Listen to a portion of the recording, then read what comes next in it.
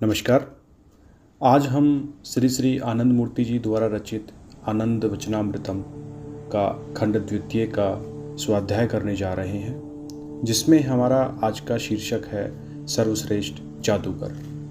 यह एको जालवानिशत ईश निभिः सर्वान् लोकानिशत ईश निभिः यह अवैक उद्भवे संभवे च यह एतद विदुर्मृतास्ते भवन्ति। विश्व के रचयिता एक बहुत बड़े जादूगर हैं। वह अपनी जादुई शक्ति से सृष्टि करते हैं और इस जादू से बने संसार का नियंत्रण भी करते हैं। इस विश्व में कुछ भी ऐसा नहीं है, ना हो सकता है जो उनके नियंत्रण में ना हो। अर्थात प्रत्येक सत्ता, प्रत्येक और सभी अस्तित्व उनका आदेश मानते हैं और वे अपना नियंत्रण अपनी शक्ति की सहायता से करते हैं। शक्ति सा शिवस्य शक्ति। शक्ति प्रकृति के लिए उनके इच्छानुसार कार्य करने के अतिरिक्त और कोई विकल्प नहीं है और वे उस शक्ति की सहायता से सबका नियंत्रण करते हैं।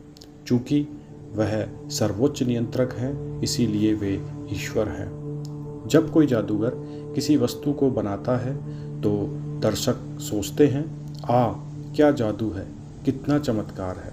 किंतु जादूगर उस रहस्य को जानता है।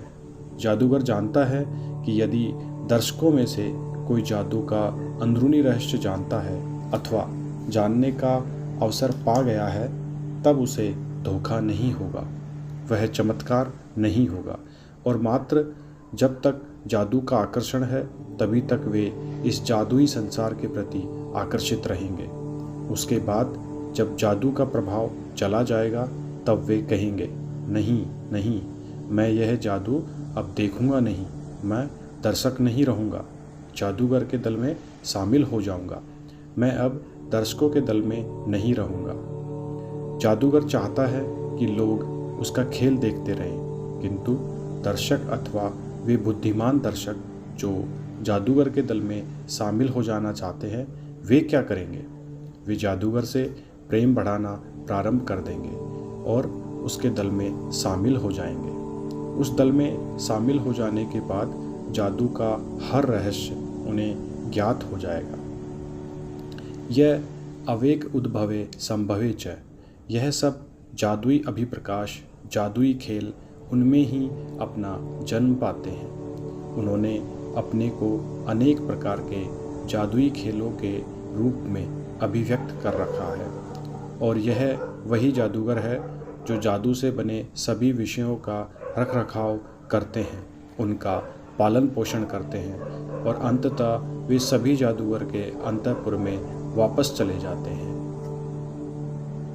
यह एतद विदुर्मृतास्ते भवन्ति, यह चतुर अध्यात्म साधक जो उनके निकट संपर्क में जादूगर से अत्यधिक प्रेम के कारण आ जाता है, वह अमर हो जाता है। अमरता क्या है? इस संसार में सभी कुछ का अपकर्ष होता है, सभी कुछ का क्षय होता है, किंतु जो परम सत्य है वह अपरिवर्तित रहता है और उसका रूपांतरण नहीं होता है। अतः वह मनुष्य, वह साधक, वह बुद्धिमान साधक जो उनके संरक्षण में आ जाता है, अमरता प्राप्त करता है। इसीलिए वे मृत्यु नाम से भी जाने जाते हैं। मृत्यु के दो अर्थ हैं। पहला यह है कि जो उन्हें प्राप्त कर लेते हैं उनका पुनर्जन्म नहीं होता, उनकी मृत्यु महामृत्यु, अंतिम मृत्यु होगी। दूसरा यह है कि वे मृत्यु की भी मृत्यु है, अर्थात मृत्यु यदि उनके समीप आवे तो वह स्तंभित हो जाएगी, मृत्यु को मर जाना पड़ेगा। इसीलिए कहा गया है अमृतास्ते भवन्ति, जो उन्हें पा जाते हैं वे अमर हो जाते हैं। पटना 15 सितंबर 1978। धन्यवाद। बाबा नाम केवलम।